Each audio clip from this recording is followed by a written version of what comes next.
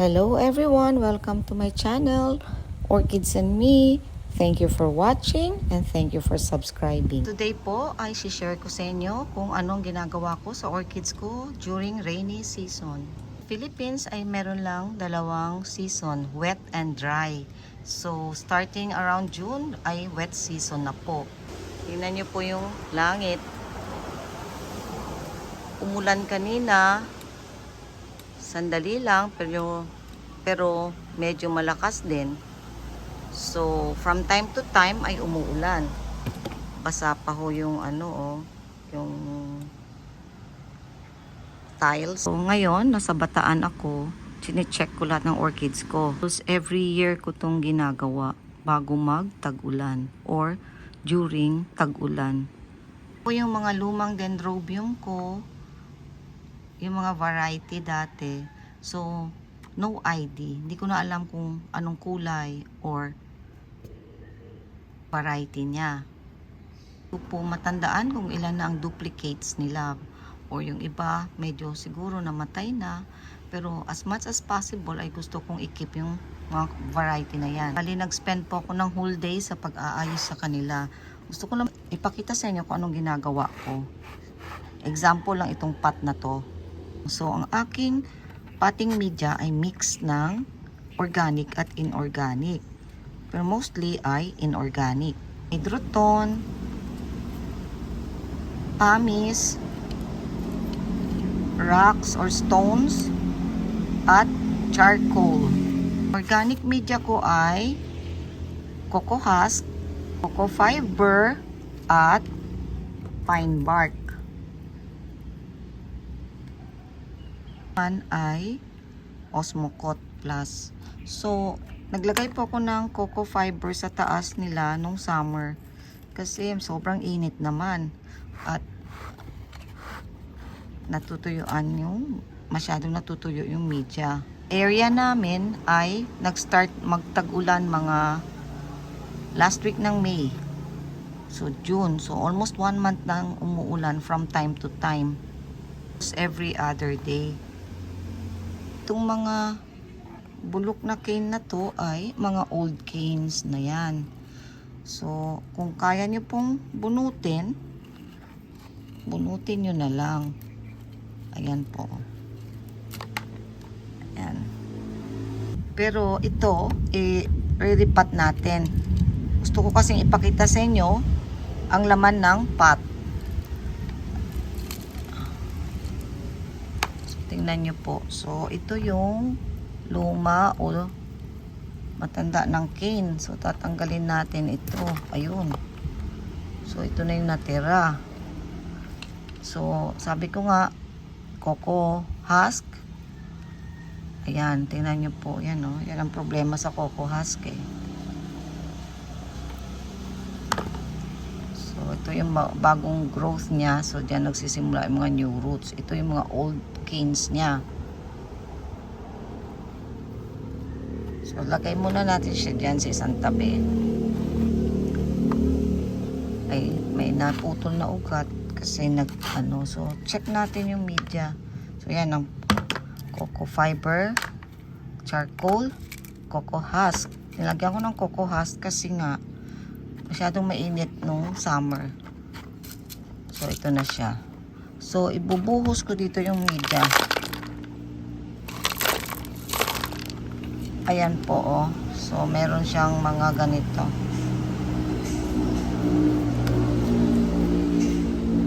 So, huhugasan ko yan. Ibabalik ko siya dito sa pot na to. Kung pwede kong tanggalin yung mga cocoa fiber niya ngayon, ay cocoa husk niya, tatanggalin ko kasi mabubulok na ito eh. Hirap mag-maintain ng orchids dito sa Philippines kasi hindi mo alam kung gaano katagal ng tag-ulan, tag-init, or gaano katindi ang init, or gaano katindi ang ulan. So, ito, kikita nyo po, ito yung bago niyang growth, ito yung lumang growth niya. So, ang tendency nito ay mamamatay katulad nito. Or, magpuproduce ng KK. So, for the meantime, matigas pa naman siya. Hindi ko siya tatanggalin. Ibabalik ko siya. Pero pwede nyo rin siyang tanggalin or i-ganon dito. I-break dito. Kasi may ano dito. Kaya lang ayoko mag-cause ng wound. So, hugasan ko muna rin ito.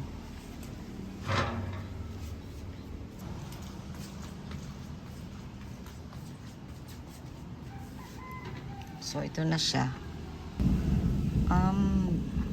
Hindi ko na pwedeng i-cut yung mga lumang roots. Bago ko nag-start maglinis ng mga dendrobium orchids ko ay disinfect ko muna yung cutting scissors ko. So, ganito ko mag-disinfect. Nilalagay ko lang sa gas stove. Kasi blue flame ito eh. Wala kasi akong torch.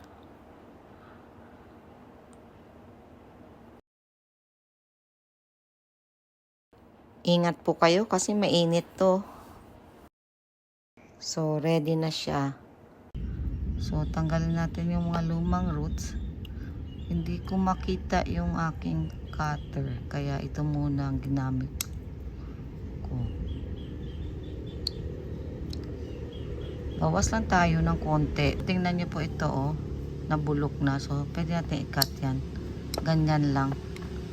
Huwag tayo mag-introduce ng bagong wound.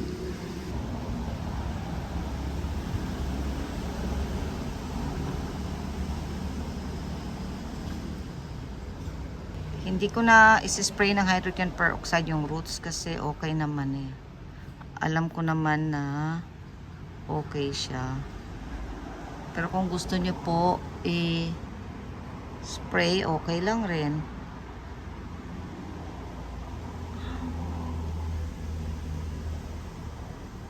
Mabilisang ripat po ito kasi ang dami nila eh. Yung roots niya oh, hindi siya green. White siya. So, kung gusto niyo ibalik yung dating pating media, pwede naman hugasan nyo lang. Tanggalin lang yung parang lupa. Ito, bagong pating media na hinugasan ko na at binabad sa hydrogen peroxide. Ito ang gamit ko, 20 volumes, 5 ml in 1 liter water. Tap water lang. Tapos binababad ko yung mga old media ko na inorganic. Yung mga organic, tinatapon ko na. At nito, bulok na. 1 year pa lang to. Wala pa nga 1 year. Baka mga 6 months pa lang. Kasi nga palaya ang ulan. Hindi natutuyo yung media. Ang gusto ng orchid, dry, wet, dry, wet. So, ito yung mga luma na media na inayos ko na. So, yan.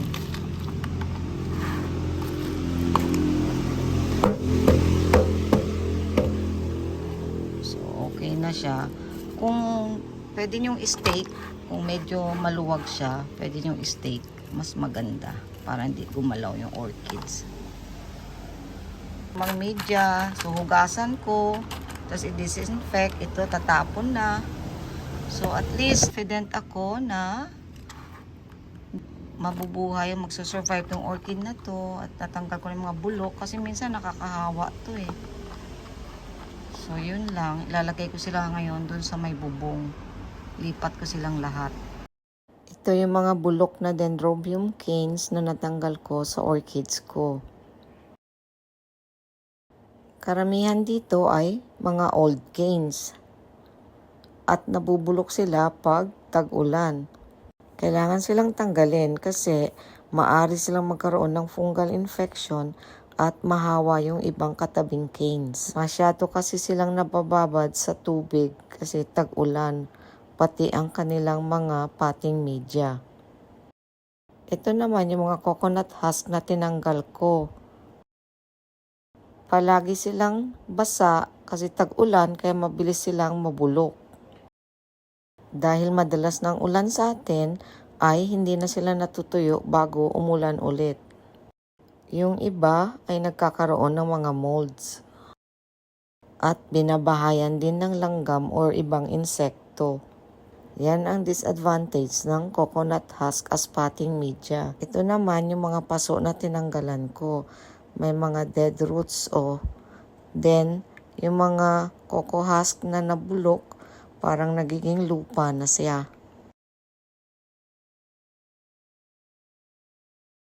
Ito naman ay fern chips. Tingnan nyo po, nadudurog na rin at parang nagiging lupa na rin.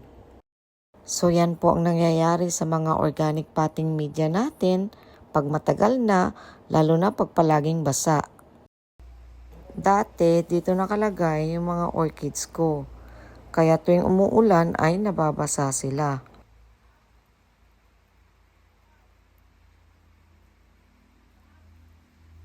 Tulad ngayon, umuulan na naman.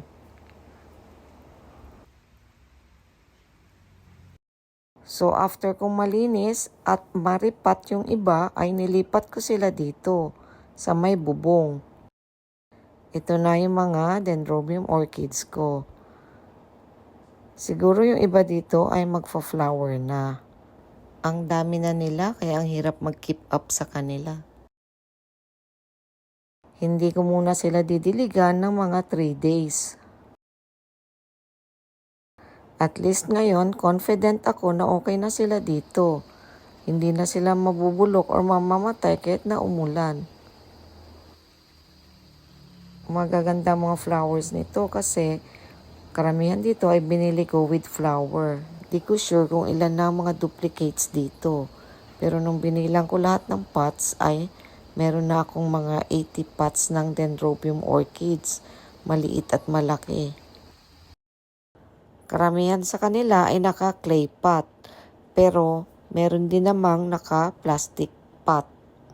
Buti na lang kahit papano ay nagkaroon ako ng chance na maayos sila sa pag-uwi ko ngayon dito sa province. So dito ay makokontrol ko na ang pagdidilig sa kanila. Kaya check nyo po yung mga dendrobium orchids nyo, lalo na at usually ay nasa coconut husk sila. At kung nasa outdoor sila at palaging nauulanan. Nagsisimula pa lang kasi ang tag-ulan, kaya kung may malilipatan kayo sa kanila na hindi sila masyadong maulanan, mas okay. Ito yung maliliit na dendrobiums.